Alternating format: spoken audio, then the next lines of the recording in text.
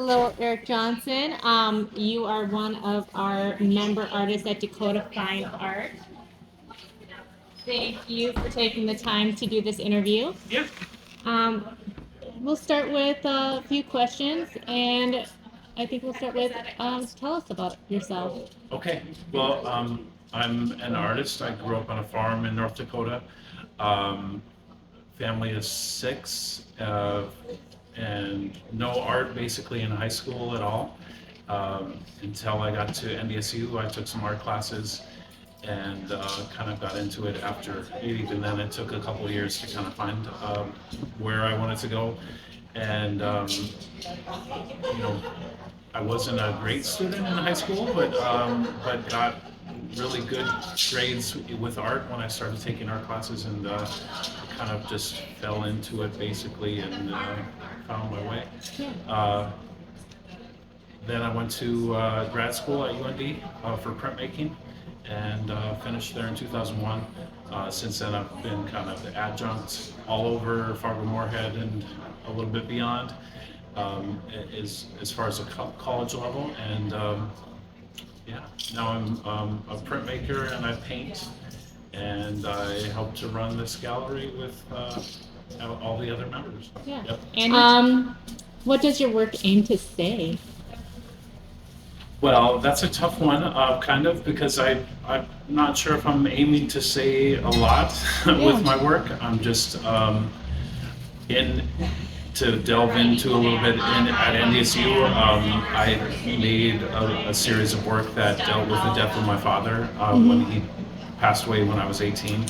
And also included in that was stuff about the millennium and the end of times, and it was super, like, not, I wouldn't say convoluted, but kind of like I was trying to say a lot at that time. And since then, I've just decided to kind of just make things that I like, and let people decide if they like them or not.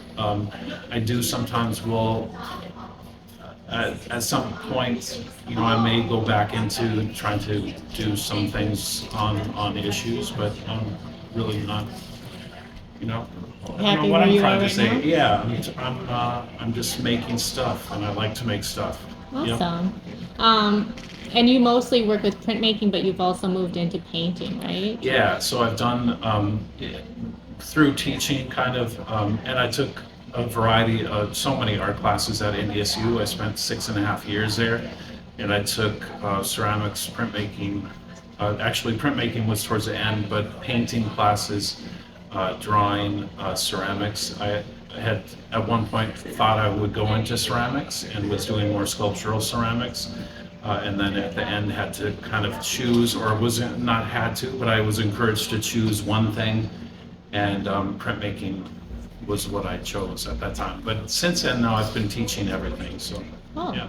awesome. Who would you say your biggest influence is? Biggest influence. Well, I'm not sure if it might have been because of my ignorance, starting out with no art experience. When I got to college, I really resisted against looking at anyone. So, but since then, I've studied art history, and what my favorite arts period would probably be 19th century art, Impressionists, people who use a lot of color. Same. Yeah. How would you say your career has evolved or developed? Because it sounds like you have really grown into every area. Yeah. Well, that was what I kind of wanted to do, was just not one thing when I started out. So I think I've grown in, because of teaching. Even with printmaking, I was really focused at one time in just the reduction process of relief printmaking, like vinyl cut or wood cut.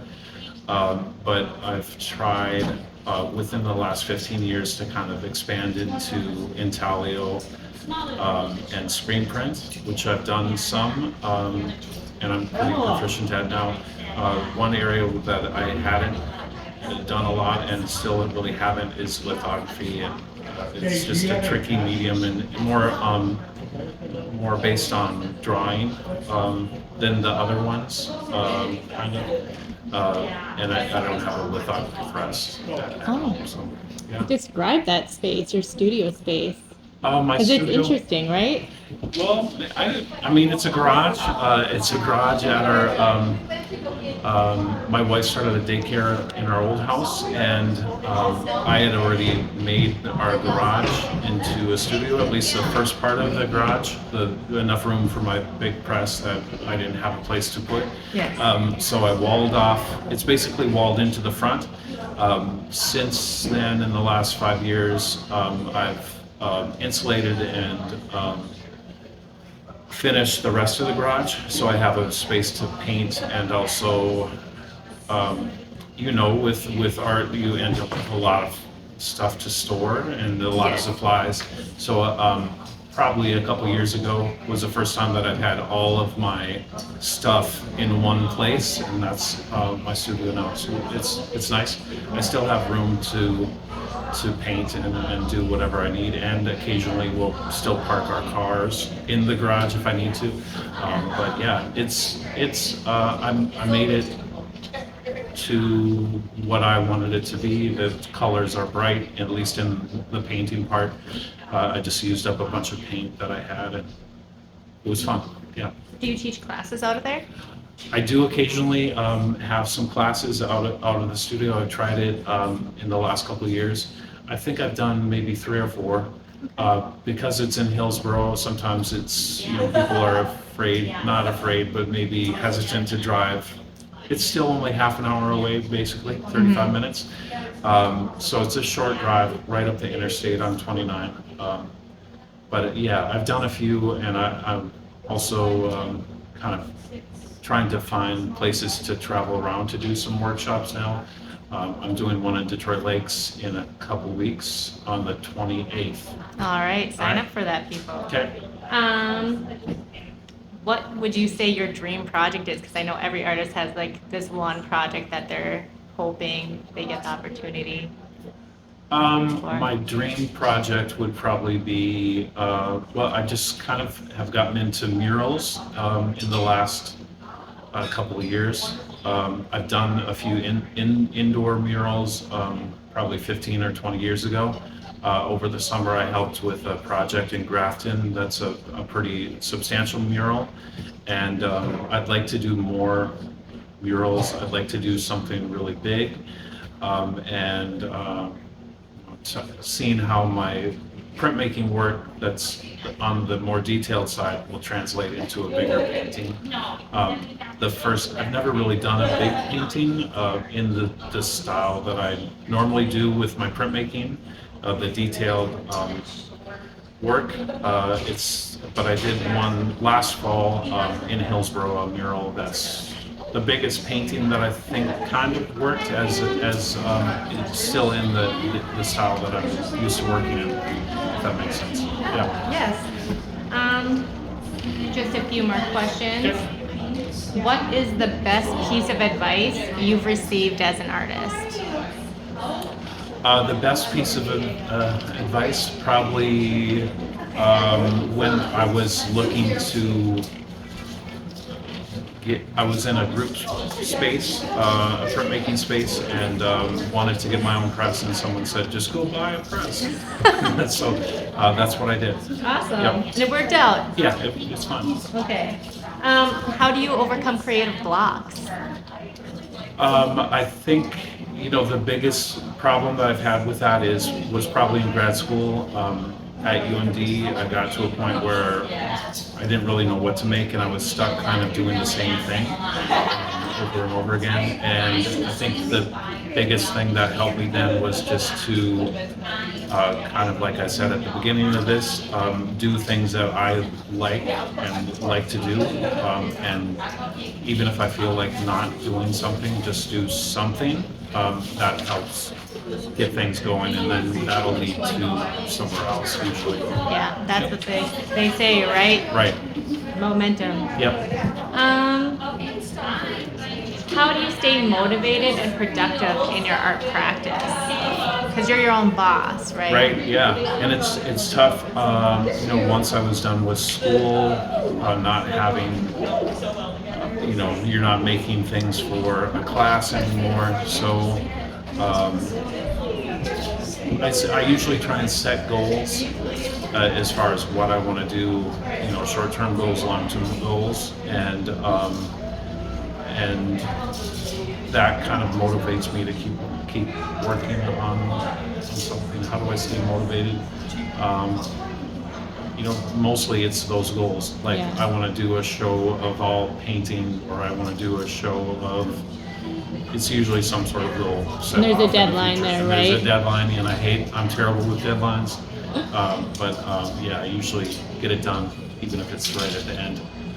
All right, we have one more question for you, Eric Johnson. How do you balance your personal and your art practice? Because you're trying to accomplish all these goals, and you have your studio space at home. Yeah, I think in some ways it was easier when I didn't have the studio space at home, because it was easier to pull myself out of the house. I've got 4 kids under 12, and my wife is home a lot, and there's always something going on. So that's kind of a struggle now. I usually try and set certain studio hours where I need to be in the studio. Or that's my goal would be to be in the studio at those times anyway, and just kind of make set times. Someone that I heard talk once said, you just make time, even if it's, if you're working a lot, set aside some time after you get back or whatever. You just find the time. There's always more time instead of sitting on your phone. Or watching a Netflix series. I try and Be be present and do something in the studio if I can. Occasionally, it works out where I can both watch a movie or watch a Netflix show or do something else while working, and I've just gotten in the habit of doing a couple things at once while I'm working on stuff. All right. It's usually more productive if I'm working on some art thing. I get more things done rather than if I'm not. So that's part of how you stay motivated. Right. Yeah. Yep. All right. Is there anything else you'd like to share with us, Eric? No, I think that's it.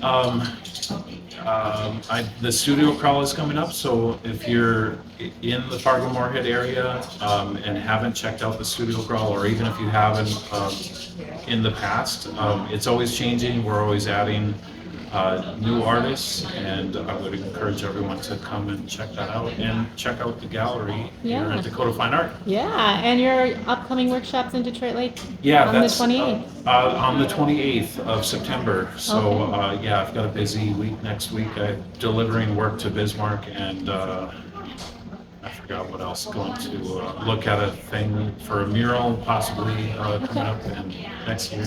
But yeah. So the 28th I'll be in Detroit Lakes. And I'll post some details of that on the Dakota Fine Art page. All right, awesome. Okay. Thank you so much for your time, Eric Yeah, Johnson. thank you.